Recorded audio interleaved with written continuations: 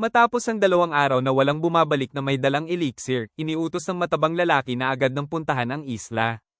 Ang ipadadalang grupo ay binubuo ng 4 na Yamada Asimen, 4 na Iwagakure ninjas, at 50 tauhan bilang suporta. Napansin ni Shugen na tila may iniisip si Aoki, kaya tinanong niya ito.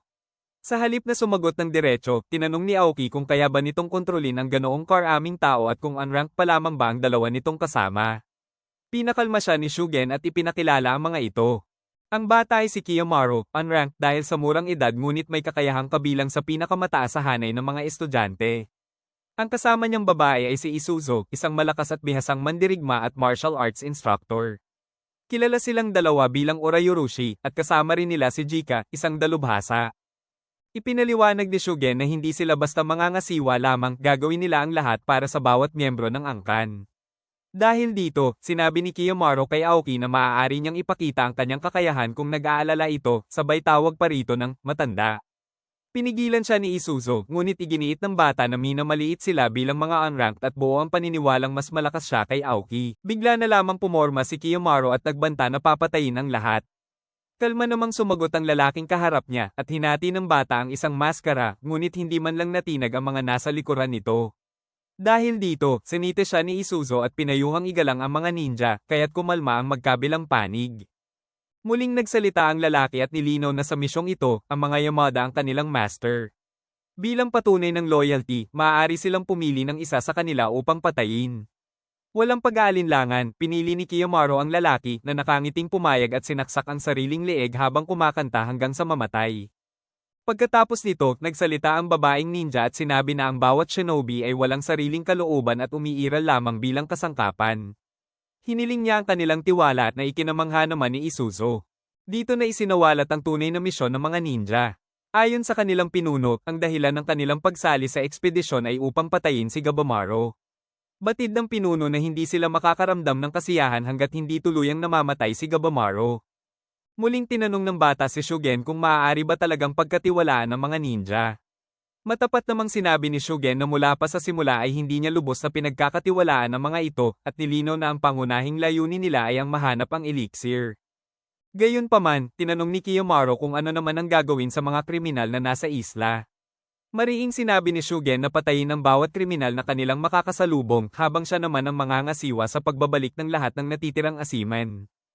Pagdating nila sa isla, isang halimaw ang agad na bumungad sa kanila. Kasabay nito, naramdaman ni Shien ang pagdating ni Shugen. Ayon kay Aizen, inatasan siya ng shogunate na pumili ng isang grupo ng asiman, at malaki ang posibilidad na si Shugen ang namumuno sa mga kriminal na kasama nila ngayon. Dahil dito, tinanong ni Gabamaro kung magiging kakampi ba nila si Shugen. Agad namang sumagot si Sigiri ng oo, at sinabi pa niyang si Shugen ang pinakamahusay sa hanay ng mga Yamada. Ngunit para kay Gantetsusai, hindi iyon sapat dahil sa isla, kinakailangan ng isang tao upang makipaglaban.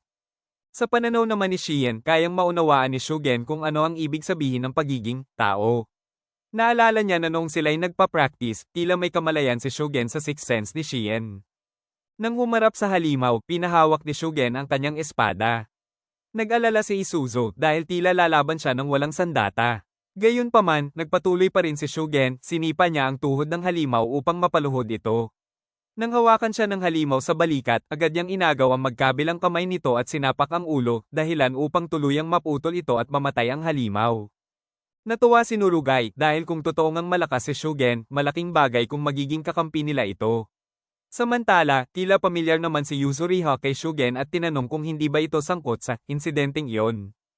Dahil dito, nagtanong si Gabamaro kung anong klaseng insidente ang tinutukoy.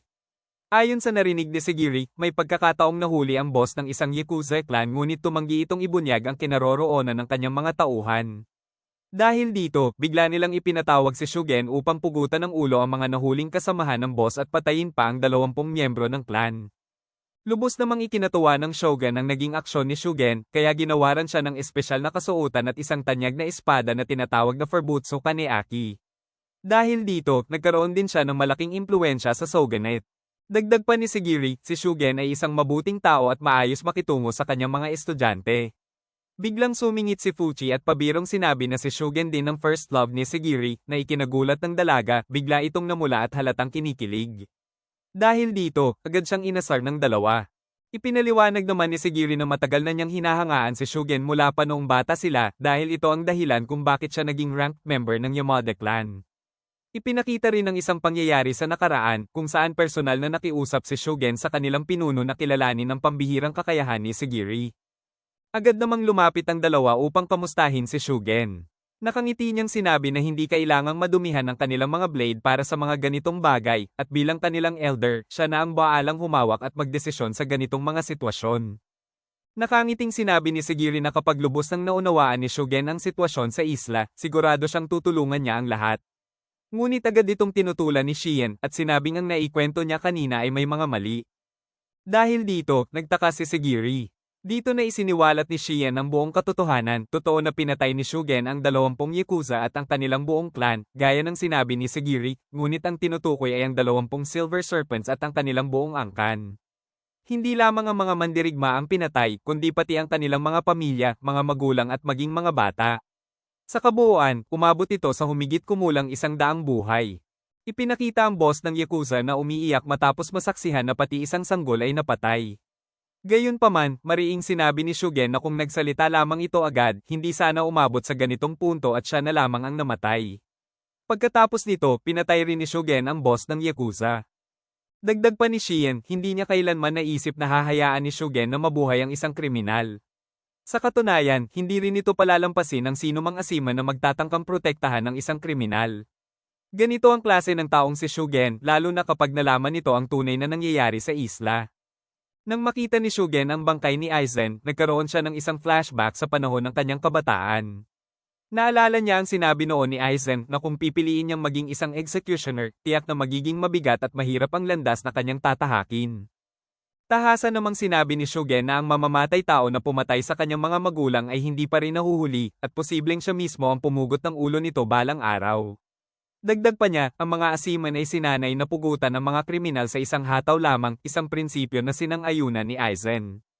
Gayunpaman, tinanong ni Shugen kung bakit hindi na lamang paulit-ulit na atakihin ng mga kriminal upang mas maging masakit ang kamatayan, tulad ng pagsira o pagpurol ng espada. Ngunit agad itong tinanggihan ni Aizen, at sinabing walang saysay ang ganoong ideya dahil haasain lamang niya muli ang blade. Tila nagulat si Shugen sa naging sagot ni Aizen. Mula roon, ipinakita ang walang tigil na pag-eensayo ni Shugen hanggang sa tuluyan siyang tumanda at maging isang ganap na asiman. Balik sa kasalukuyan, napasigaw si Shugen sa harap ng bangkay ni Aizen, hindi matanggap ang kanyang pagkamatay. Lumapit si Isuzo at nagpayo na, kahit mahirap, kailangan nilang magpatuloy. Dinampot ni Shugen ang naputol na espada ni Aizen at sinabi na bigyan nila ito ng nararapat na libing. Inilibing nila si Aizen sa tabing dagat at nag-alay ng dasal bilang paggalang. Samantala, tila naguguluhan ng babaeng kasalukuyang tumatayong leader ng mga ninja sa mga kilos ng mga asiman, maging kay Jika, dahil hindi niya mabasa ang iniisip nito. Ngunit sa isip ni Jika, simple lamang, gusto nito makauwi na. Ayon naman sa babae, ang isla ay perpektong lugar upang lokohin ang mga asiman at isagawa ang kanilang misyon. Biglang lumitaw ang isang net at nahuli ang ilang ninja, ang may kagagawan ay isang higanteng halimaw. Isang nilalang ang palm ito, nagsabing may mas maraming higanteng halimaw na lilito at iniutos na hulihin ng mga tao ng buhay hanggat maaari. Sinabi ni Jika na pag-usapan na lang nila ang sitwasyon, ngunit tinanggihan ito ng nilalang at iginiit na dapat kausapin ng Tencent tungkol dito. Isang net ang isinugod kay Shugen, ngunit mabilis itong sinira ni Isuzo at Kiyomaru. Pumorma si Isuzo, huminga ng malalim, at sa isang malakas na atake, nawala ng balanse ang halimaw. Pinagtulungan nila itong patayin habang si Kiyomaru ay paikat-ikot na winawasiwas ang espada sa katawan ng halimaw. Pinuri ng babae ang kakayahan ni Kiyomaru at sinabing ipapakita rin nila ang kanilang sariling galing. Inutusan niya ang kanyang mga tauhan na umatake. Ipinahayag niya na kahit hindi gaano kalakas ang bawat isa sa kanila, hindi nila kayang tapatan ng mga Yamada na mag-isa, ngunit bilang grupo, nagiging malakas ang mga ninja. Kahit ang pinakamahuhusay na hero ay hindi kayang talunin ng napakaraming kalaban, ganito ang estilo ng pakikipaglaban ng mga ninja. Matapos magdasal si Shugen, isang halimaw ang sumugod sa kanya. Sa isang swabe at mabilis na atake, chop-chop niyang pinutol ang katawan nito. Paulit-ulit niyang hinampas ang espada hanggang sa masira ang patalim. Sa kanyang nakakatakot na ekspresyon habang nakatingin sa mga halimaw, mariing sinabi niyang papatayin niya ang lahat ng ito sa sobrang masakit na paraan. Dahil dito, hinarap siya ng nilalang na nagsasalita at sinabi na siya mismo ang papatay sa kanya. Mula sa kamay ng nilalang, lumitaw ang isang nagliliwanag na bilog, ngunit wala itong nagawa. Sa huli, napasawi ang lahat ng halimaw habang ang nilalang na nagsalita ay nakabaon sa buhangin at duguan. Napansin ni Shugen na may limitasyon ang kakayahan nitong mag-regenerate. Bawat hindi pagsagot nito sa kanyang tanong ay dahilan upang puputulin niya ito. Unang tinanong niya ang mga kasamahan nito, nang hindi ito sumagot, hinampes niya ang ulo at mukha ng nilalang. Sinubukan siyang pigilan ni Jika at sinabi na dahil may nabihag silang halimaw, mas mabuting bumalik sa mainland at airport ito. Ngunit mariing tinutulan ni Shugen at sinabi na gusto lamang niyang umuwi. Uminit ang tensyon, ngunit pinigilan sila ni Isuzo.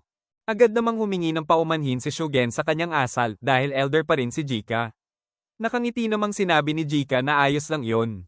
Dito mariing sinabi ni Shugen na papatayin nila ang lahat sa isla. Lumapit ang leader ng mga ninja at sinabi kay Shugen na ipasa sa kanila ang pag-torture at pagtatanong sa nahuling nilalang. Sa panig ni Gabamaro, napansin ni Fuchi na ang mist sa paligid ay mga tao particles na pwedeng gamitin para ma-detect ang pagbabago sa isla, ngunit hindi kung sino ang lumapag. Dahil komplikado ang sitwasyon, iminungkahi ni Shien na hatiin ang grupo, isa para hanapin ang elixir, isa para isecure ang escape route. Ayon kay Gabamaro, dadaanan ng escape team ang Horai, kung saan naroroon ang mga Tensen. Iminungkahi ni Yuzuriha na tumakas sa dagat, ngunit sinabi ni Nurugay na may mga halimaw din roon. Natanong ni Gantetsusai kung paano matatalo ang Tensen at ipinaliwanag ni Shien na ang tao ay may attributes na pwedeng gamitin upang pahinain ang kalaban o palakasin ang kasamahan at hindi ito pwedeng takasan ng Tensen. Tinanong ni Yuzuriha kung garantisado ba ito at gaano kaepektibo, kaya iminungkahi niyang kumilos na lang sila ng isa-isa. Sinangayunan ito ni Shien at dahil ang grupong ito ay nagsasama ng hindi sinasadya at walang obligasyon sa isa't isa. Marami ang hindi tiyak sino ang mga dumating at posibleng may iba pang panganib. Sa huli, sinabi ni Shien sa bawat isa na magdesisyon kung sasama sila sa kanya, pumasok sila sa kuweba. Nang pumasok sila, napahinto siya at pinaalala na pag-isipan muna ito ng maigi. Makikita na gusto pa rin nilang magsama at kahit may iba't ibang dahilan, mas mabuti ang maraming kakampi. Sa huli, sinabi ni Shien na tumakas sila ng magkakasama at ang magulong sitwasyon ngayon ay ang kanilang pinakamahalaga at huling pagkakataon. Kung nakaabot ka hanggang dito, may special surprise tayo. Magbibigay ako ng 200 petot sa isang lucky at loyal subscriber ng Anilog Recap. Para makasali, ilike ang video at mag-comment ng iyong thoughts o feedback tungkol sa video na ito. Pipiliin ko ang isang winner at i-announce ito sa February 15. Maraming salamat sa inyong patuloy na suporta at panonood mga ka-Anilog. Arigato gozaimasu.